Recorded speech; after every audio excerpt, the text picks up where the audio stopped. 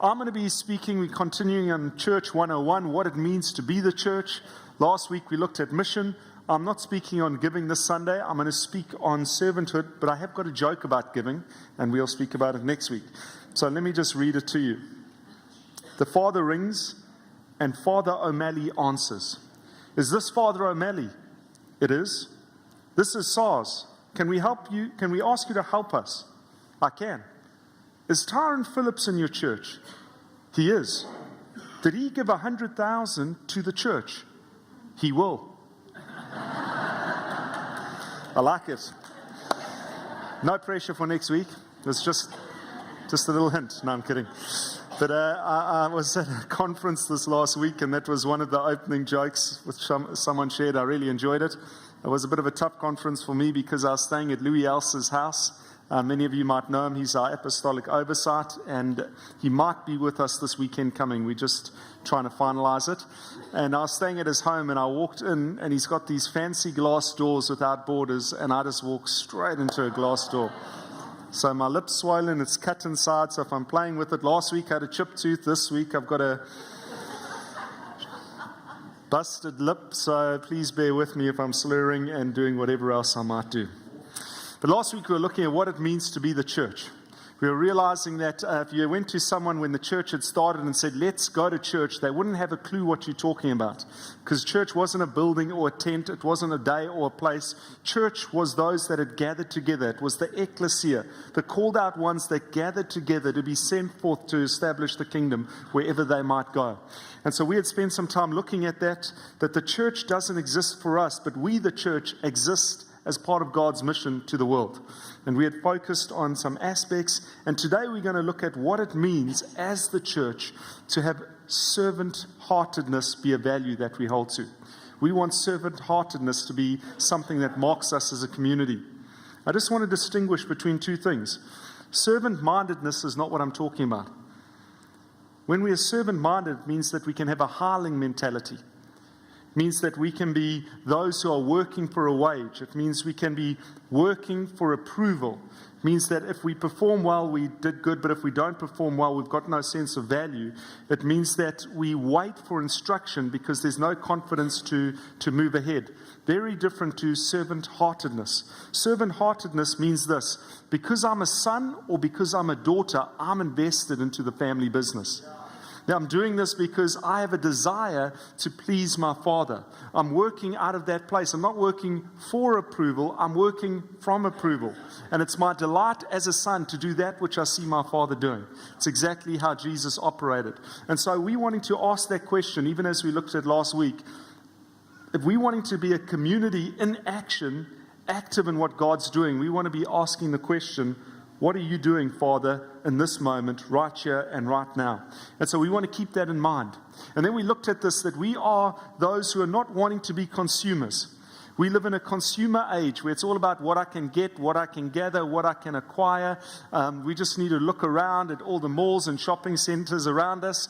I know some husbands would be looking at their wives' shoes and handbags and nodding their heads and saying consumer. Some wives will be looking at their husbands' Garmin watches or Tom-Toms and whatever else gear they would be thinking, and they'd be in agreement. Some of you right now are thinking, sheesh, I want to get to the shops and buy myself some things. We live in a consumer age and we can be consumed by it, but it's something that we're needing to be aware of, because spiritually we are called to be contributors. We're not called to be just consumers. We don't come here and gather as the people of God, the church of God, just to check boxes and see if we like the worship, the prayer, and how did it all flow. But there's something we're coming to contribute to the atmosphere, to the gathering of God's people, that we can leave out of this place, be sent forth richer than we arrived. And so there's something of a contribution. We see it throughout the scriptures, wherever Jesus was.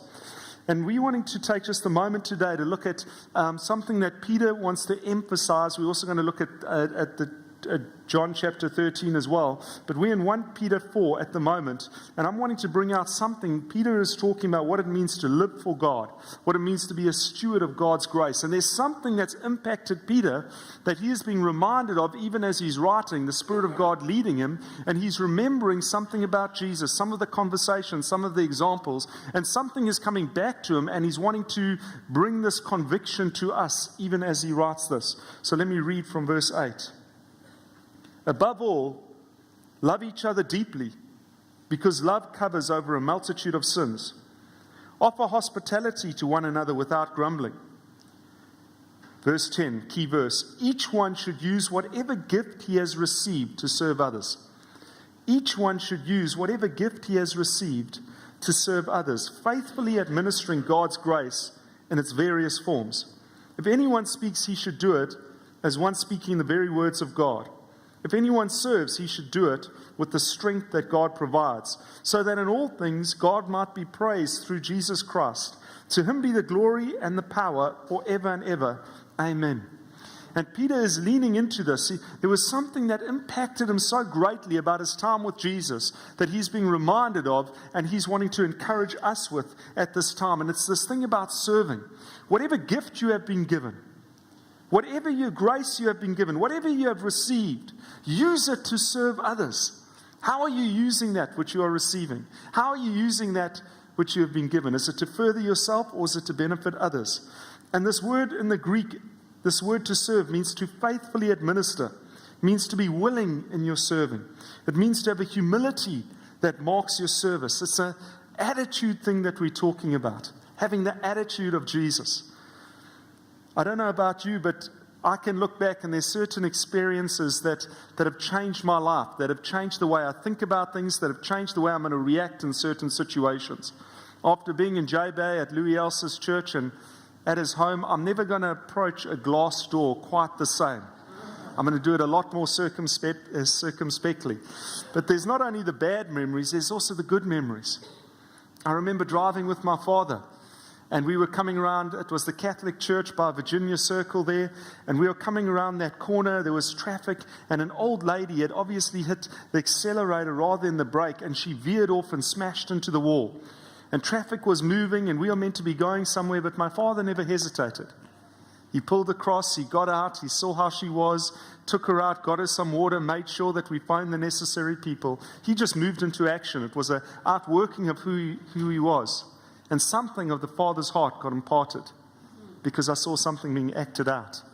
There's something of a humility when I knew that he was passing on to be with the Lord, that people would come, and his first thing would be to check if there was right standing. If he had wronged them in any way, he would apologize. And then he would want to pray for them. He would want to take the opportunity when they were coming to pay their respects to him.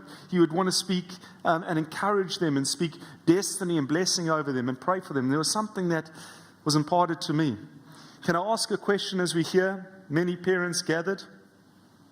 How are you impressing and how are you imparting things into your kids' life? By the words that you are saying, by the way that you are acting, by what you're demonstrating. What is that you're impressing upon your children, your family's life, that sets them up to be men and women of God? Here we see something unfolding, and we're going to be looking at a conversation that Jesus has with his disciples as he's trying to impress something upon his hearts, on their hearts. And then he's going to take a moment to give an example of what it looks like lived out. And so we're going to just jump into Mark chapter 10. And it's speaking about Jesus journeying on his way to Jerusalem, verse 32. They were on their way to Jerusalem with Jesus leading the way. We know that the disciples were following closely. Katia had shared recently about that phrase about being covered in the dust of your rabbi, because they'd want to watch him, they'd want to hear how he interacted, they'd want to see how he lived and what he demonstrated, and so they'd follow closely. And that's what's happening in this moment. They're watching to see what will unfold. And it says here that the disciples were astonished, while those who followed were afraid.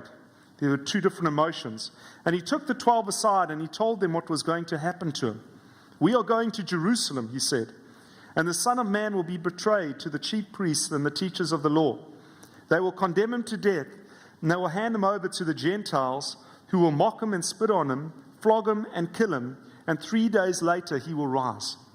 Now, this is being written of post the time, but in the moment, it's not something that they're really getting. The disciples, we know, haven't really understood the fullness of it. They're thinking, no, something's going to happen. Jesus is going to take control. Rome's going to be overthrown. They're thinking somehow this victory is going to take place. They're not locking in with the severity of what Jesus is saying. We'll see this outplayed in a moment a little bit further as the scene continues at the Last Supper. But in verse 35, we see in the midst of what Jesus is saying, I mean, you see James and John just come at an angle. They're not worried about all that Jesus has described, and this is where they jump in. They say, verse 35, then James and John, the sons of Zebedee, came to him and said, Teacher, now listen to what they said. They said, Teacher, we want you to do for us whatever we ask. Isn't that an amazing statement? You can see there are a lot of parents here today because you're not too amazed by that. That's just the norm, you know. To go to this rabbi, this teacher, this man of power and authority who you're following, and to say to him, we want you to do for us whatever we ask. And then he said, well, what do you want me to do for you? They replied, let one of us sit at your right and the other at your left in glory. You don't know what you're asking, Jesus said. Can you drink the cup I drink or be baptized with the baptism I'm baptized with? I mean, in this moment, the other 10 are mad. They can't believe that James and John have asked this. They're probably thinking, we never knew that we got to ask the question, we want you to do whatever we want. I mean, we would have jumped in a little bit sooner. And so they're a little bit taken aback. And we see that there are often these arguments amongst the disciples about who would be the greatest, and there's pride. And that's what Jesus is dealing with here. That's what Peter was remembering. That's what is being shown forth here in Mark. Here's a key that I want us to get. We will never serve properly if we're worried about position or importance. We'll never serve properly if we're worried about position or importance. You could put it this way. We'll never serve properly if we're concerned with stature. If that's what our aim is, we're not going to serve properly. Let me give this example because James and John were trying to climb this success ladder, if you want to call it that, this kingdom ladder. And so, I mean, I don't know if you've had a ladder in your home. I've got some toddlers. Well, I've got one toddler and soon, well, anyway, I've got a big family. But I've got a 2.5-year-old at home. And when you've got a ladder like this, he's drawn to it. You know, he just wants to climb it. There's something about kids that they just want to get a little bit of a higher perspective. They want to get a bit higher so they can watch what's happening, and then they start to love it. You know, it's awesome on the ladder. And then they get to this place where they don't want to come down. You know, they'd like to eat dinner on the ladder. They want to be bathed on the ladder. I mean, it gets a little bit crazy. And it's not so different for us. Maybe it's not an actual ladder, but there's this ladder of success. And we want to climb this ladder. You know, there's something about this ladder that we're drawn to.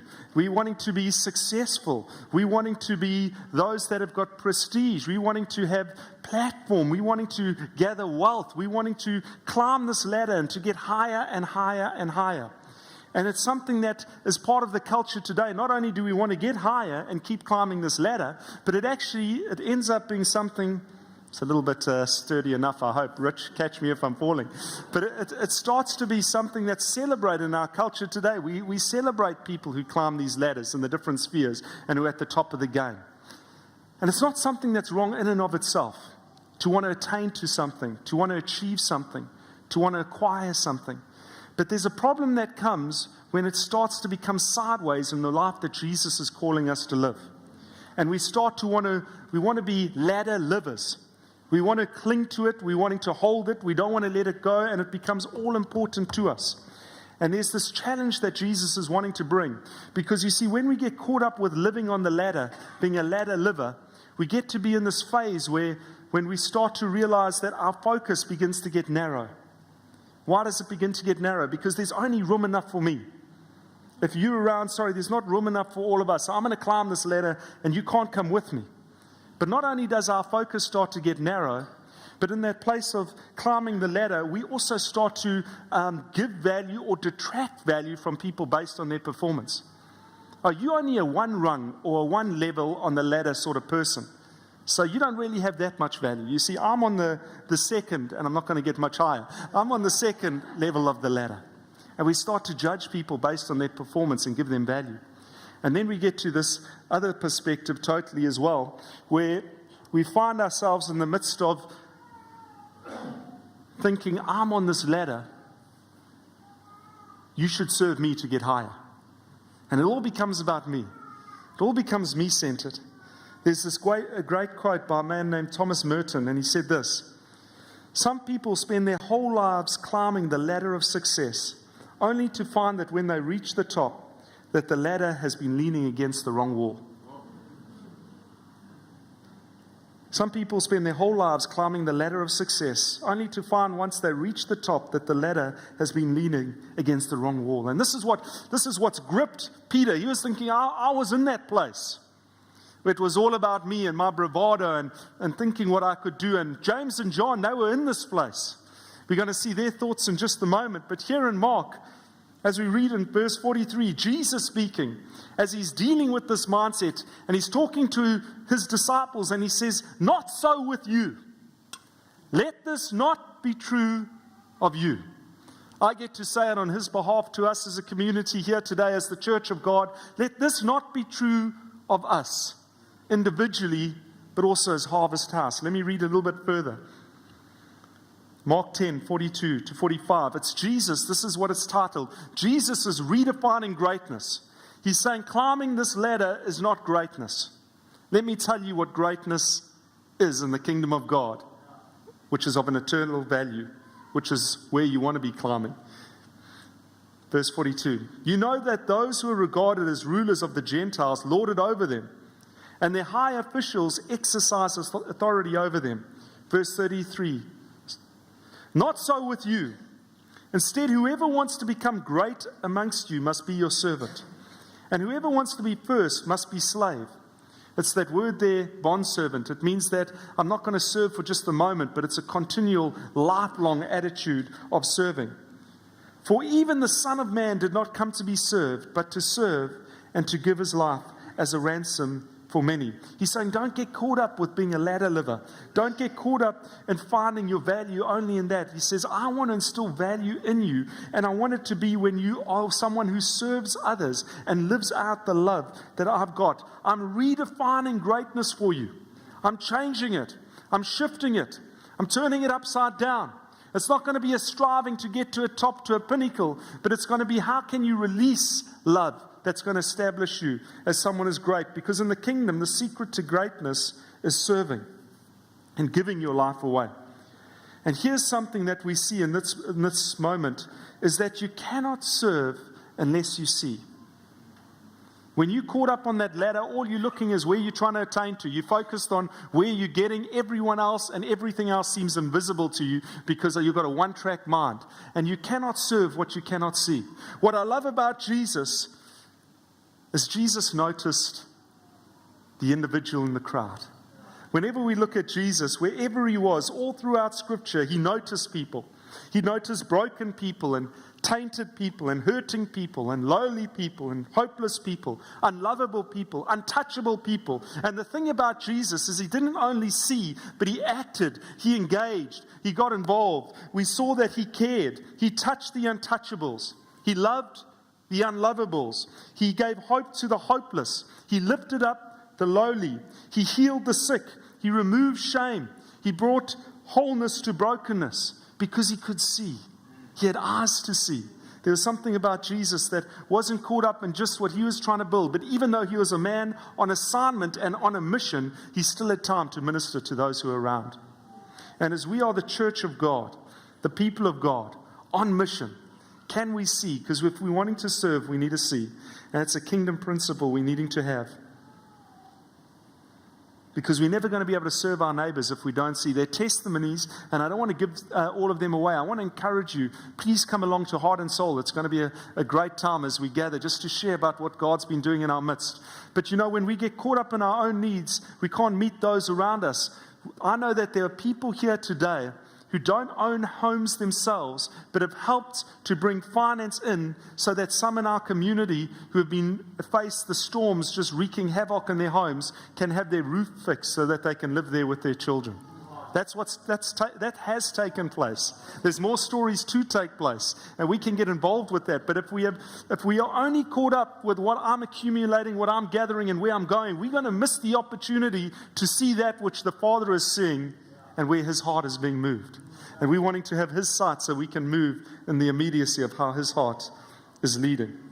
And we see this rooted all the way back, even in Genesis. We see that there's something about us that we are not just saved from something, but we're saved to something. Can I say that again? You haven't just been saved from sin and brokenness and whatever else you might have been facing. You haven't just been saved from something, but you've been saved to something. There's a reason you are part of the body of Christ. There's a reason why you are part of His church. There's a reason why you are here today. There's a reason that we get to move out on the mission of God. And it's to carry something of His heartbeat to a world that's in need. Because if we look at Genesis 18, God says to Abraham, I'm going to bless you to be a blessing. And He is still wanting to bless us to be a blessing. And the way that the world discovers the love of God is when people like you and me go out and serve with the love of God. I was coming back from PE Airport yesterday, and I was being served, and I loved their shirts. It said, Love in Action. Primi Priati, while I was getting my coffee. I was being served, and it said, Love in Action. And I thought, that is awesome. That is what's meant to be when we come to serve people with the joy, to bring and to find out what their need is, to see that we can see that satisfied. That is something of serving where love is in action right in that moment. And so Jesus is redefining greatness. And we know that, I want you to say to someone next to you, you are a blessing going somewhere to happen. You are a blessing going somewhere to happen. I want that to be in our mindset. We'll see why when we come to the end of this chapter. If you've got your Bibles, you can go to, and I'm finishing with this, John chapter 13. So we've been speaking about this discussion that they had, and now we're going to see this example that Jesus gives. And it's something that John is writing. John is one of these sons of thunder. It was him and his brother that said to Jesus, we want to do whatever I ask you to do. We want to sit on your right or on your left. And something was so shifted in his heart about what happens in these next few moments.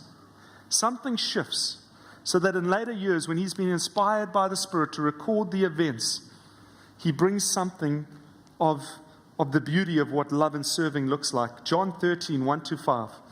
And it's a moment that we're going to jump into that if you look through, you won't see it by any other leader in any literature leading up to this. It's something that we haven't seen before. It's Jesus totally redefining greatness, turning things on its head. It's a radical moment. Verse 1. It was just before the Passover festival.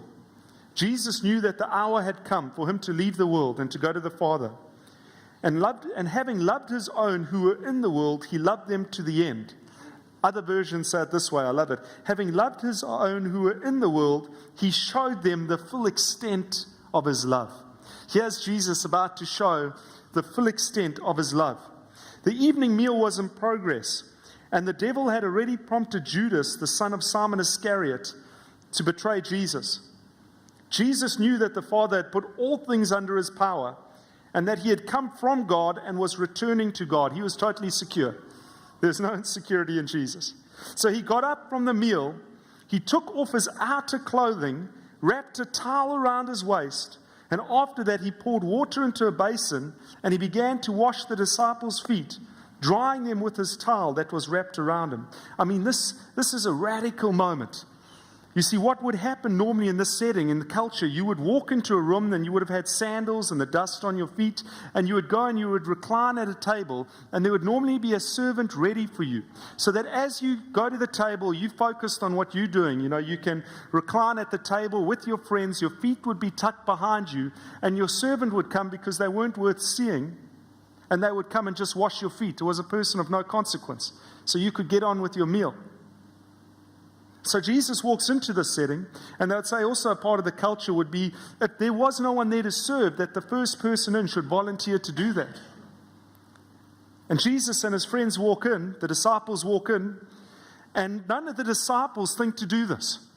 They're like, we're not going to put ourselves lowly. We're wanting to be the greatest. We're going to see the empire overturned. We're going to see the kingdom ushered in. We're going to have front row seating. This is going to be awesome. And none of them are caught up with this moment. So that in the midst of it, Jesus models what servant-hearted love looks like. And let me tell you, there was no insecurity in his serving. He knew exactly who and what he was. It says here, even as I read, Jesus knew that the Father had put all things under his power and that he had come from God and was returning to God. Furthermore, in the midst of this situation, there's also Judas who's going to betray him. Jesus knows this full well. Now, I don't know about you, but if I was getting ready and he took on the posture, the attitude of a servant, it says he took off his top, he put a towel around his waist, he got low to wash their feet, to take the dirt, the grime, and to wash it off. It's a beautiful picture foreshadowing what he is going to do on the cross for us. But in the midst of that moment, Judas is also there. What do you do when you know that he's going to betray you? He washes the disciples' feet. You would think he would have left Judas to last, and he would have said, you know what, the water's a bit dirty, I've washed some feet, let me go get some water, and could have got some boiling water, scalding water, and said, Judas, put your feet in. You think that's hot? Just wait. He could have done that. But what does Jesus do? Other people's actions never determined his attitude. He had come to love, and he loved unconditionally. He had come to serve, and he served unconditionally, despite who was before him. So that when he took Judas's feet in his hands, tenderly and graciously, he washed them lovingly, knowing that he was holding the feet of the person who was going to cause nails to be driven through his own feet. And it didn't limit, didn't hinder, didn't restrict, didn't remove any of the lavish, extravagant, outrageous redefining of what love looked like in that moment. Jesus says, I'm going to give an example of downward mobility, where the world thinks it's all about climbing a ladder. I'm going to show that love picks up a towel and love serves. He's powerfully redefining love. And so we see this moment unfolding a little bit further. And I'm not going to read, there's a passage from Philippians that just shows it, but I don't want to go there right now. I'm going to read a little bit further in John chapter 12, verse 13. And it says, when he had finished washing their feet, he put on his clothes and returned to his place.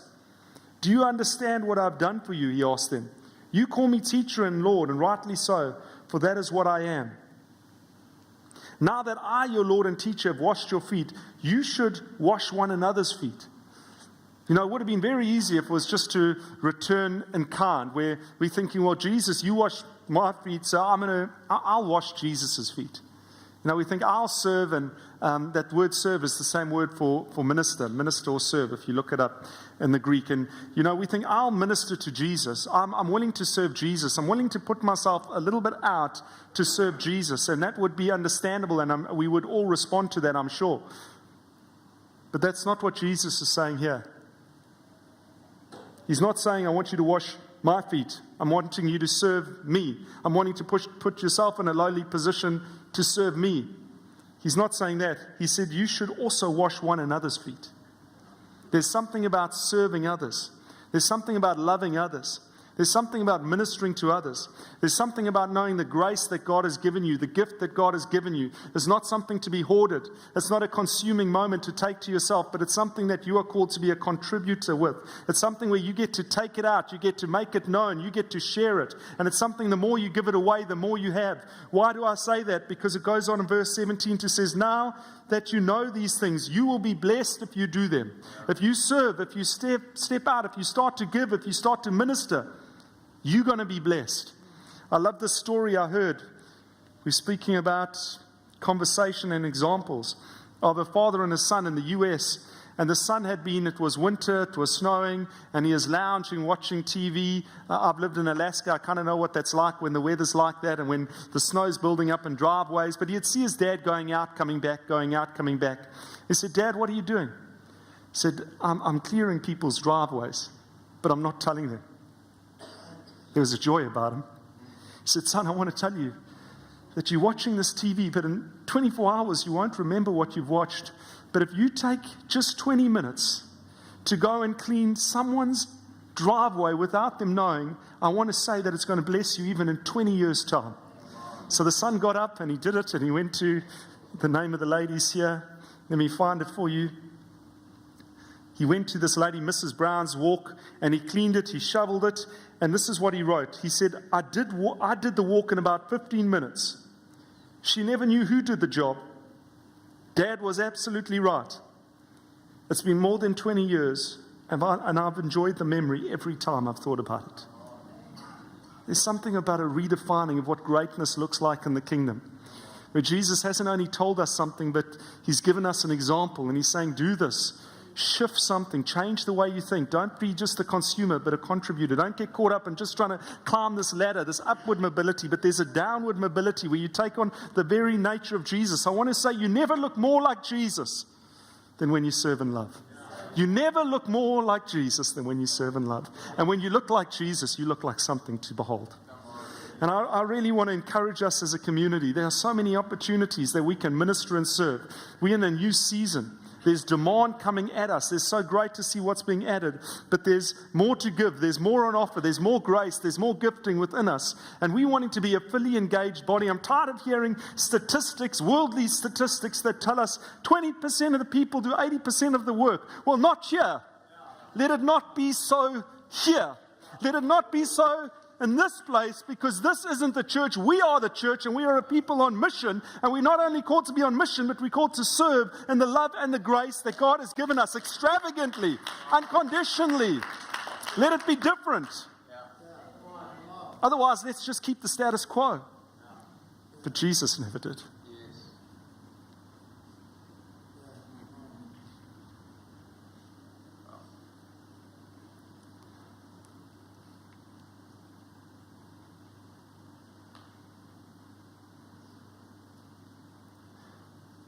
I really am excited to see what God's wisdom, manifold wisdom, is going to look like put on display through this community. He's doing something so exciting. I can sense it, I can feel it. It's not Sunday as usual. It's something being activated with us beyond a pulpit, because it's with us as a people. Lord, I just thank you for what you're doing in this house. I thank you what you're doing in this community. I thank you for your call upon us. I thank you for each individual and the gathered totality of who we are. I thank you for the grace and the gifting that you have placed. And I pray, Lord, that you would give us eyes to see where we can engage, where we can get involved, where we can be effective, where we can start to show and display just the wonder of who you are. I pray, Lord, that we'd have those opportunities, that people would see you clearly because of the way that we serve. And so, Lord, I just thank you for that shift that you've done in hearts. Maybe there's some here this morning, and they've been feeling that they've been stuck up this ladder and not sure where they're going. Maybe it's that they're feeling that a person's being highlighted to them that they can see for the first time.